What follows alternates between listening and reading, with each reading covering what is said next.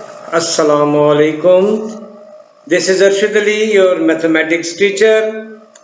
Exercise 1.2.1 chapter 2 हमने शुरू किया हुआ है और इस चैप्टर का नाम है लिमिट कंटिन्यूटी एंड डेरिवेटिव।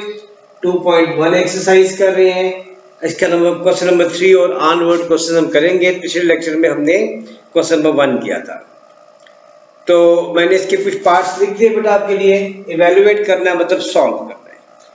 अब लिमिट का थोड़ा सा मैंने आपको आइडिया पहले दिया था कि लिमिट अप्रोच टू 4 का मतलब है कि वैल्यू एग्जैक्ट 4 नहीं है, लेकिन 4 के इतने करीब है कि हम इसको तकरीबन 4 ही सपोज कर लेते हैं।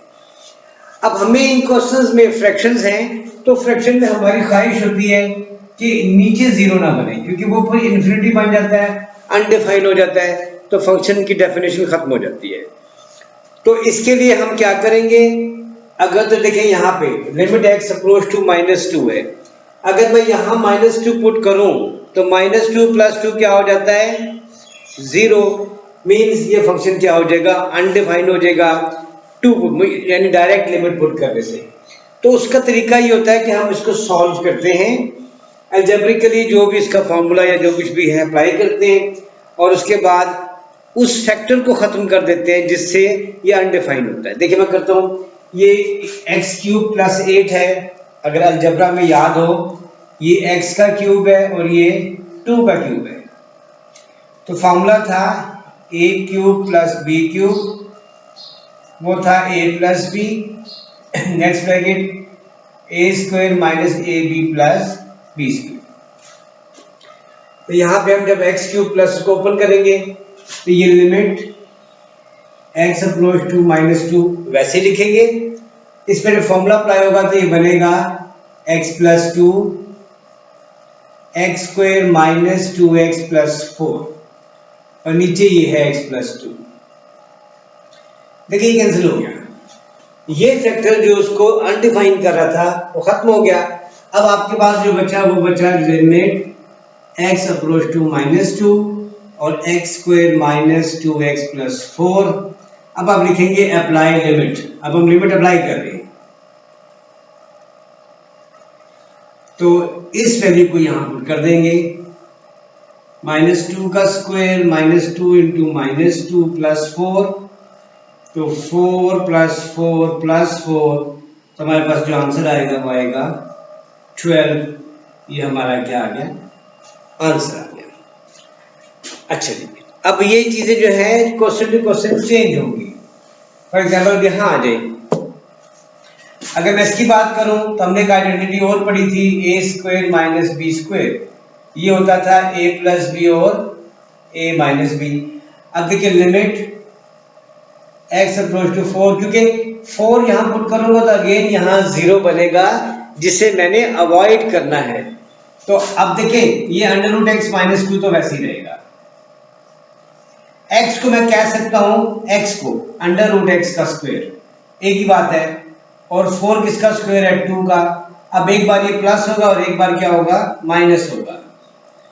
आइडेंटिटी अप्लाई होगी, √x - 2 और √x + 2, और नीचे ये ऊपर होगा, न्यूमरेटर वैसे ही रहेगा √x - 2, यहाँ पे अप्लाई होगा √x - 2 और √x + 2। देखिए ये फैक्टर जिस फैक्टर ने इसको अनडिफाइन करना था वो खत्म हो गया। तो अब हमारे पास क्या बचेगा, लिमिट x अप्रोच टू 4, हमारे पास बचा 1/√x + 2। हम लिखेंगे अप्लाई लिमिट। अब अप्लाई कर देंगे, x की जगह 4 पर प्लेस कर देंगे, 1/√4 + 2। √4 होता है 2, 2 + 2 4, तो हमारे पास आंसर आएगा 1/4। ये हमारा क्या आ गया, आंसर। आगे चलते हैं इधर। इसमें मैंने देखिए एक नोटेबल चीज ये है कि लिमिट अप्रोच कर रही है 7 को, और यहां 7 पुट करने से ये अनडिफाइंड नहीं हो रहा, 0 नहीं बन रहा, तो बस में जरूरत नहीं है, डायरेक्ट अप्लाई लिमिट। अगर आपका फंक्शन उस वैल्यू के पुट करने से अनडिफाइंड ना हो तो आप डायरेक्ट वैल्यू पुट कर दें।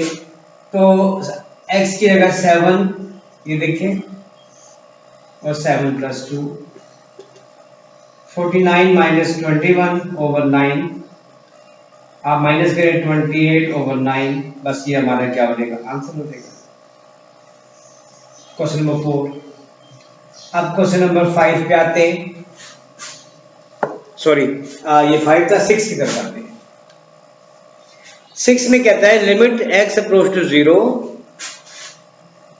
लिमिट x अप्रोच टू 0, और कहता है बेटा x² - 6x, x² - 6x over x² - 7x + 6, x² - 7x + 6।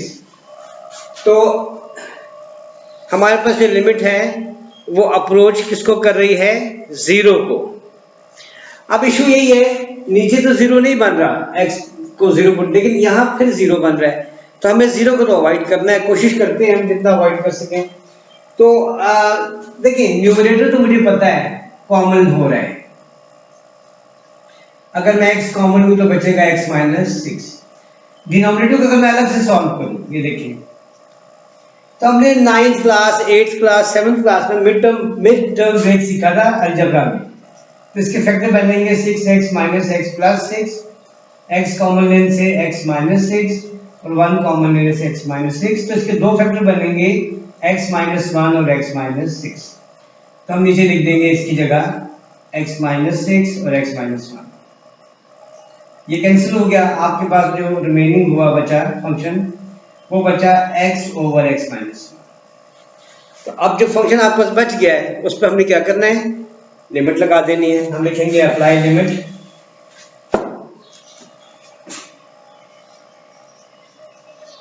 Apply limit, तो 0 पुट करना बेटा, ऊपर 0 नीचे 0 - 1। अब बाई चांस यहाँ पे देखिए ऊपर 0 तो नेवर माइंड, देखिए आंसर भी 0 ही आएगा। हाँ, डिनोमिनेटर में 0 हो तो वो उसका इनफाइनाइट कर देता है। Question number 6। अब हम आते हैं क्वेश्चन नंबर 7 की। 7 में कहते हैं limit y approach to 1, limit y approach to 1, और ये बेटा y3 - 1 over y - 1, y3 - 1 over, अभी मैंने पहले क्वेश्चन में यहाँ क्यूब का फॉर्मूला लगाया था, यही यहाँ अप्लाई होगा। लिमिट y अप्रोच टू 1, इस पे फॉर्मूला अप्लाई होगा, ये बनेगा y - 1 y² + y + 1 और नीचे y - 1 कैंसिल हो गया, तो बचा हमारे पास limit y approach to 1 y² + y + 1। अब हम क्या करेंगे, अप्लाई लिमिट, अप्लाई लिमिट। तो हम जब इसमें लिमिट लगाएंगे तो y की जगह क्या पुट करेंगे, 1, 1 का स्क्वायर 1, 1 + 1 2 + 1 3, तो हमारे पास आंसर कितना आ जाएगा, 3। ये हमारा क्या होगा, आंसर। Question number 7। अब हम मूव करते हैं क्वेश्चन नंबर 8 की तरफ।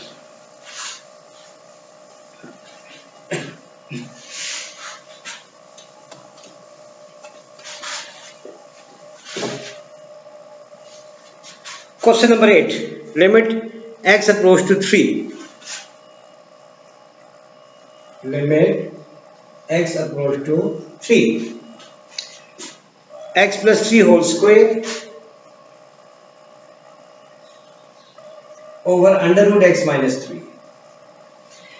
अब इसमें अभी हम सोचें तो किसी क्वेश्चन में क्यूब बन जाता है, किसी में डिफरेंस ऑफ स्क्वायर बनता है, इसकी कोई अलजेब्रिक शेप नहीं बन रही, मीन्स का वो सॉल्यूशन पॉसिबल होता नजर नहीं आता। लिहाजा जब ऐसा है तो हम सीधे सीधे अप्लाई कर देंगे लिमिट, अप्लाई लिमिट। तो 3 + 3 का स्क्वायर तो ठीक है, लेकिन यहाँ पे 3 - 3 का रूट, तो देखिए नीचे 0 बनेगा ना, तो 0 पे ये क्या हो जाता है, इन्फिनिटी, अनडिफाइंड। मतलब limit does not exist, limit does not and इस पे लिमिट एग्जिस्ट नहीं करती क्वेश्चन नंबर 8 पर। Question number 9, limit x approach to 2, limit x approach to 2, x minus 4 raised to power 4, x minus 4 raised to power 4 into x square minus 3 power 10।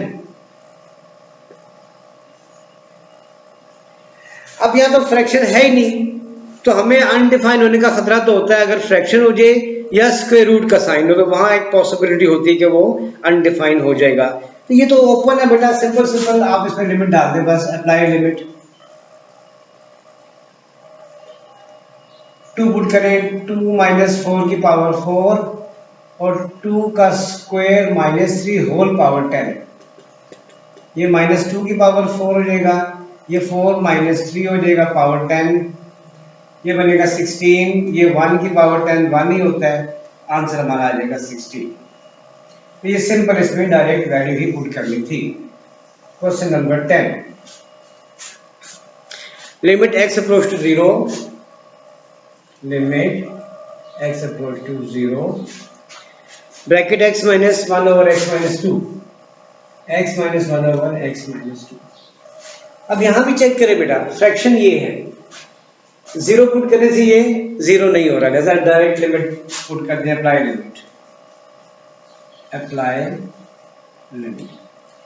तो 0 minus 1 over 0 minus 2, ये खत्म, minus बचा, ये minus 2 बचा, minus minus क्या होता है plus, हमारे पास आंसर आ गया 1 ओवर 2। क्वेश्चन नंबर 11,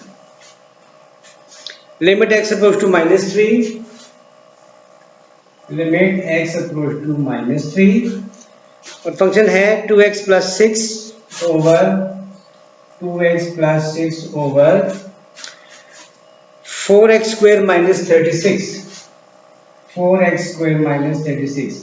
देखिए मैं माइनस 3 पुट करूं ना तो यहाँ 0 आ जाता है, ये वही 0 वाली फॉर्म है, तो हम इसको सॉल्व करेंगे। अब ये तो limit x approach to minus 3, अच्छा देखिए बेटे ये 2x प्लस 6 तो वैसे ही रहेगा, तो वही आइडेंटिटी है, एक 2x का स्क्वायर है और एक 6 का स्क्वायर है, एक बार प्लस और एक बार माइनस,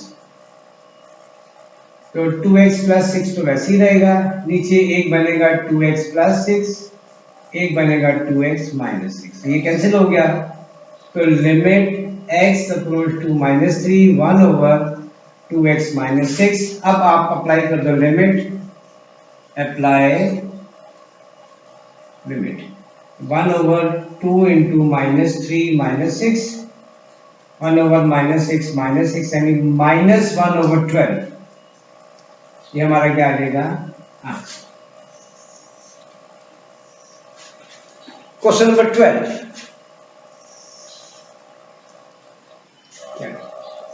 यहां कर देते हैं क्वेश्चन नंबर 12। अच्छा जी, इसमें हमें कहता है limit x approach to 0, limit x approach to 0 और tan x over x, okay ji, tan x over, हमारे पास एक सैंडविच थ्योरम है, उसका नाम है सैंडविच थ्योरम, सैंडविच थ्योरम। वो कहता है लिमिट अगर x अप्रोच करे 0 और हमारे पास हो साइन x, इसके नीचे x हो, तो वो क्या बन जाता है 1। ये सैंडविच थ्योरम, यानी साइन के साथ जो भी एंगल हो, जो भी, वही नीचे भी आ जाए, यानी अगर साइन y हो नीचे y हो तब भी 1 बन जाएगा, साइन अगर यहाँ पे 100 हो नीचे भी 100 हो, मीन साइन के साथ जो एंगल है वही अगर नीचे डिवीजन में भी आ जाए तो सैंडविच थ्योरम उस पर अप्लाई करने से वो बन जाता है 1। तो पहले तो हमें पता है कि tan x होता है sin x over cos x, तो limit x approach to 0, tan बन गया sin x over cos x और साथ में ये x वैसे ही रहेगा। अब हम क्या करेंगे, अभी हम इसके दो हिस्से बना लेते हैं, limit x approach to 0, sin x over x अलग कर लेते हैं, sin x over x dot, और ये लिमिट दूसरे पे भी आ जाएगी, limit x approach to 0 1 over cos x, यानी साइन ओवर x अलग करके 1 ओवर cos अलग कर दिया। अब जब हम लिखेंगे ना ये अप्लाई लिमिट, हम लिमिट क्या करेंगे, अप्लाई करेंगे, अप्लाई लिमिट, अप्लाई लिमिट। देखिए ये क्या कहता है, साइन x ओवर x का बनता है 1, इस पे लिमिट लगेगी, ये तो बन गया 1, और जब यहां लिमिट डालेंगे x को 0 तो cos 0 लिखेंगे, और बेटे cos 0 होता है 1, तो ये भी क्या बनेगा 1, ये बनेगा 1 इंटू 1, और 1 1 से क्या होता है, ऐसे कर लें 1, तो हमारा आंसर क्या आ जाएगा 1। और अब एक आखिरी पार्ट है 13 पार्ट,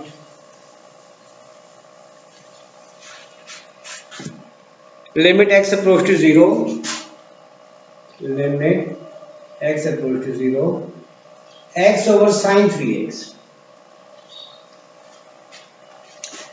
अच्छा जी देखिए, साइन के साथ 3x है, यहाँ पे 3 नहीं है, हम क्या करते हैं 3 से मल्टीप्लाई करते हैं, 3 से डिवाइड, इसको इसके साथ, तो ये जो 3 है बाहर आ जाएगा, 1 over 3 limit x approach to 0, यानी ये जो 3 है ना 1 ओवर 3, ये लिमिट से बाहर आ जाएगा, ये इससे मल्टीप्लाई हो जाएगा 3x ओवर साइन 3x। अब यहाँ पे आपको एक बात बतानी छोटी सी, और बात ये है कि अगर आपके पास फ्रैक्शन हो, ठीक है,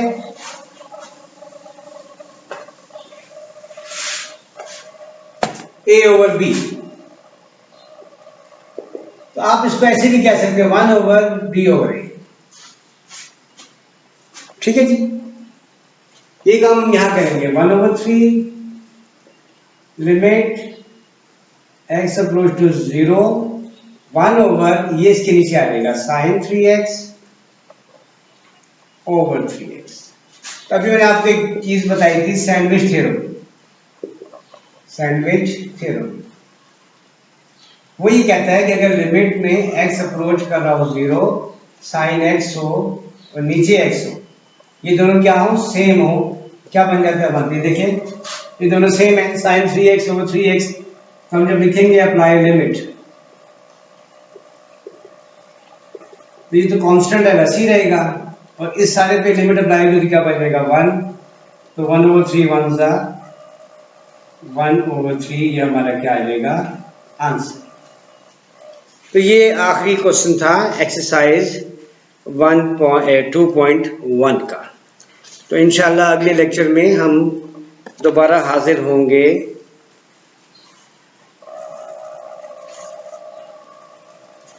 अच्छा, इसमें एक पार्ट मुझे याद आ गया और कराता हूं आपको, क्वेश्चन नंबर 1 का ना, क्वेश्चन नंबर 1 उसका पार्ट जी, देखिए limit x approach to 0 1 minus cos x over x square,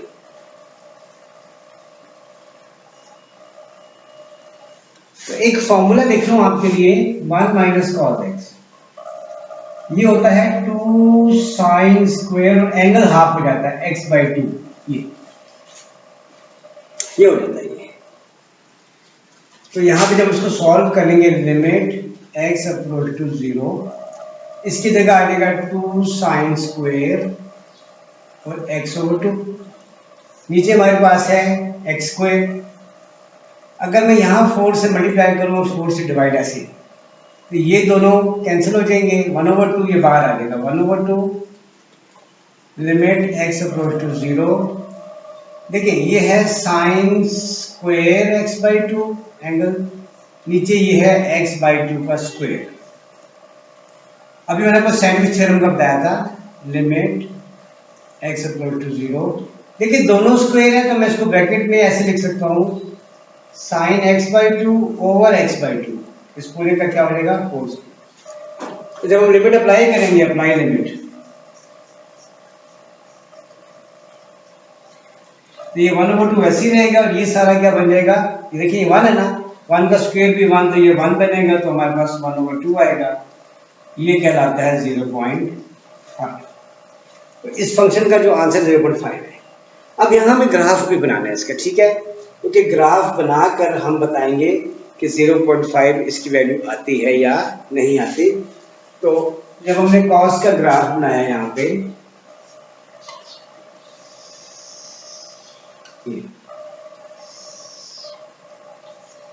ठीक है, हमारे पास 0.5 आ रहा है। ये अगर मैं 1 कर दूं, यहाँ बीच में 0.5, तो अब ये हमारे पास मेरे फंक्शन है। हम डिफरेंट वैल्यूज के लिए अगर हम इसकी वैल्यूज लें, ये x है और ये y है। 0 पे हम कह चुके हैं कितना है, 0.5। फिर आप ले लें यहाँ पे कोई वैल्यू 0.01 ले लें, माइनस 0.01 ले लें, ये होती है 0.499, ये भी 0.499। तो देखिए यहाँ होता है 0.499, ये 0 है, इस पे तो ये हुआ। इसके बाद हमारे पास है, अगर मैं यहाँ 1 करूँ तो यहाँ आता है 0.01 अप्रोक्सीमेटली, यहाँ -1 करूँ तो यहाँ आता है 0.01। अगर मैं 1 पुट करूँगा इसके अंदर, सॉल्व करूँगा तो 0.46 आता है, -1 पे भी 0.46 आता है। तो 0.5 ये है, 0.4 यहाँ होगा अंदाजे से, ये यहाँ बनेगा, इधर भी 1 पे भी इधर बनेगा। तो देखो ग्राफ जो हमारा होगा वो तकरीबन ये शेप देगा, ये शेप। अब जो बात बताने वाली है ना वो ये है लेफ्ट हैंड लिमिट और राइट हैंड लिमिट।